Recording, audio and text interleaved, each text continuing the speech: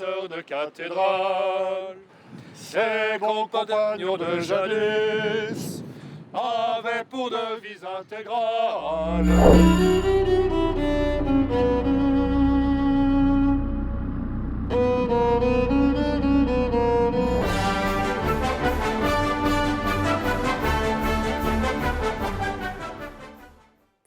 The choristers set to sound the reopening of Notre-Dame Cathedral, masterpieces of the Spanish Baroque period, and behind the scenes at Paris's most captivating cabarets. That's all coming up in today's show. We're starting here in the French capital. This week, all eyes are on the Ile de la Cité, where an iconic building is set to rise from the ashes. Over the last 5 years, skilled craftspeople have been carrying out extensive repairs, fully rebuilding some parts of the Notre-Dame Cathedral. And some of those workers decided to take advantage of their access to the space, forming their own choir. Luc Schrago and our colleagues at France 2 tell us more. Even without religious services, Notre-Dame has echoed with music of a different sort, from the tapping of chisels to the percussion of hammers, and sometimes up by the belfry, the singing of builders.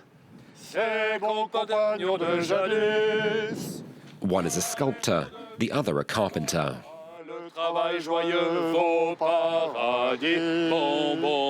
They're members of what's come to be known as the Builders' Choir. Singing really makes you happy. Non seulement c'est très bon le chant pour la santé respiratoire, on le sent. You can feel it's really good for your lungs. It's good for social bonding because it creates a sense of brotherhood when we're together. And we also share this ideal of life. We can share strong feelings and so on. Des sentiments et des choses fortes.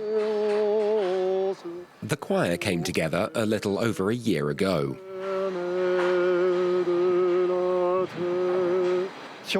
On building sites, before we had radio, there was a custom of singing together. It united people, brought their hearts together, in the same way their hands worked together.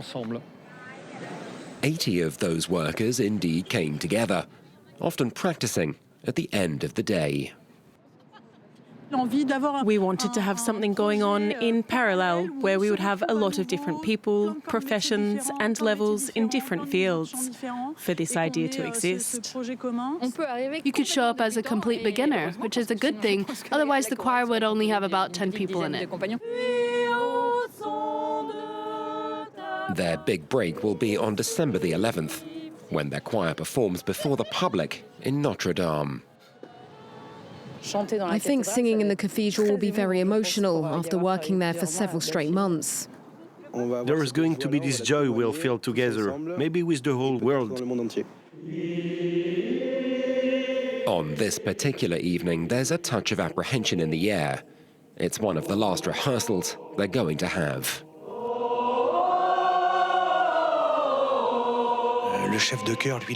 The choir master is hearing every little bad note and mistake. So regarding a final rehearsal, it's pretty hard for now.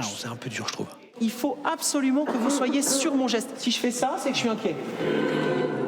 The piece is the chant by Jean Racine, composition by Gabriel Fauré.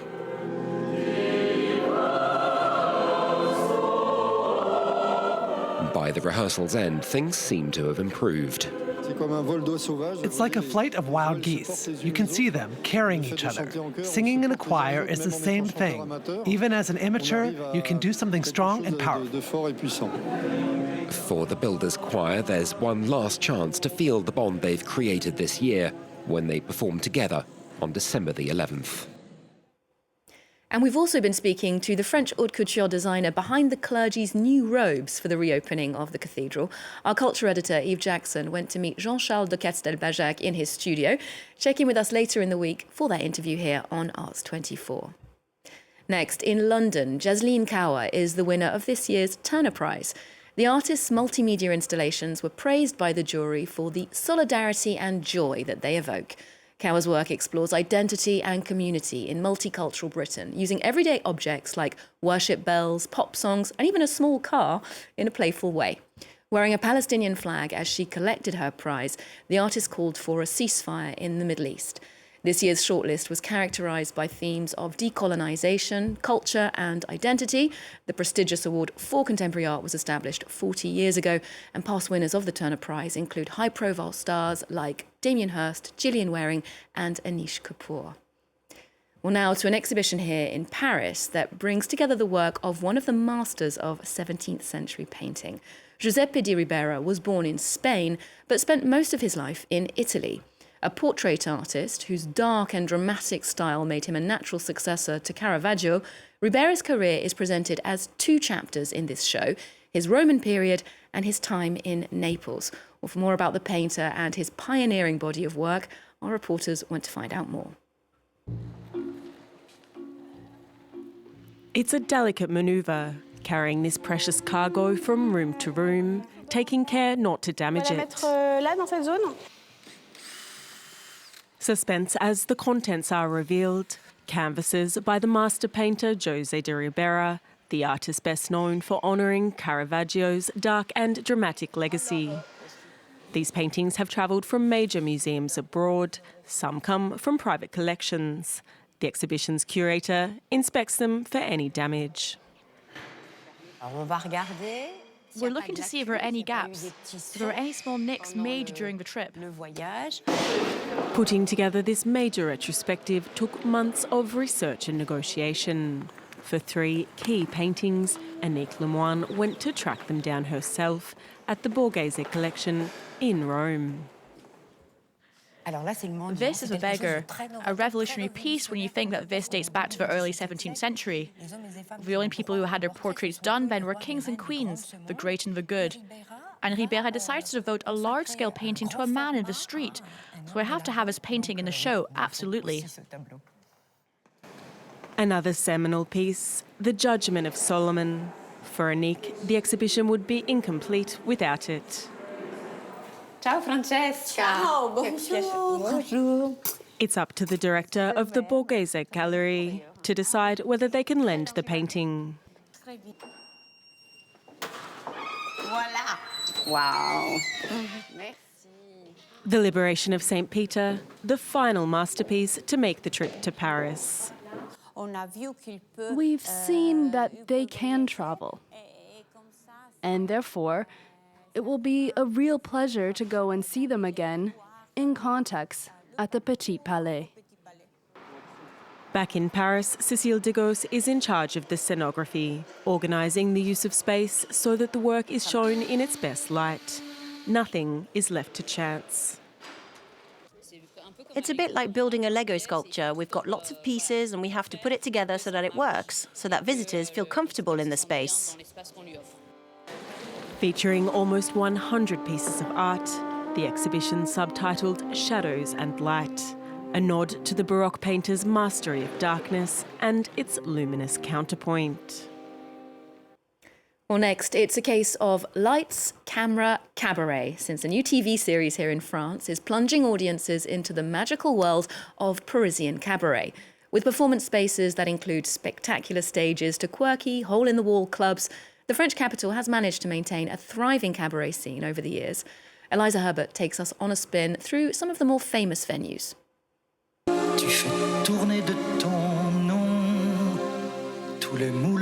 Night after night, under Parisian skies, people mount the metro steps in search of a good show. Vous venez de loin? De la province. De l'Aveyron. De Berry, de Berry. De l'Aveyron. Et vous allez où tous? Au paradis latin. The artists are passionate, as are the spectators. Every year we meet in Paris.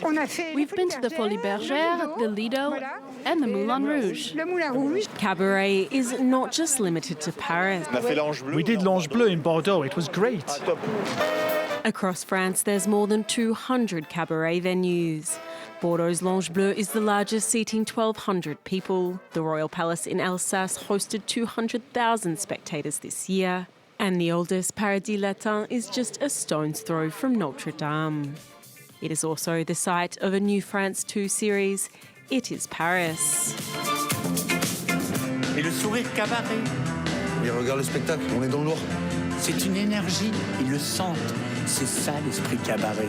En salle, comme sur scène, on est tous en représentation.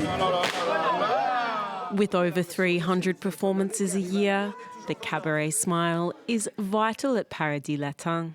I come from the south of France. We're lucky to have people who come all this way to see us. It gives us even more strength. The stars dance non-stop for more than 15 scenes, bringing the cabaret spirit to each song. The atmosphere, I just love it. It's different, unusual. As choreography adopts modern twists, one French tradition continues. The can-can. It's a dream. I forget everything when I'm here. It's a fantastic interlude. So for a little escape from everyday life, maybe all that's needed is to switch on the lights, turn up the music, and experience a little taste of paradise. Well, we're wrapping up the show with a new musical production here in Paris based on a 1987 film which has amassed a cult following over the years.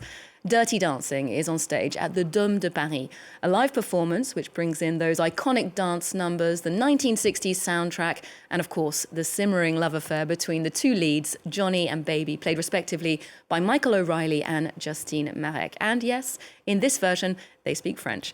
We'll leave you with a preview. Otherwise, do remember you can get more arts and culture here on Arts 24. We're on social media too. There's more news coming up just after this.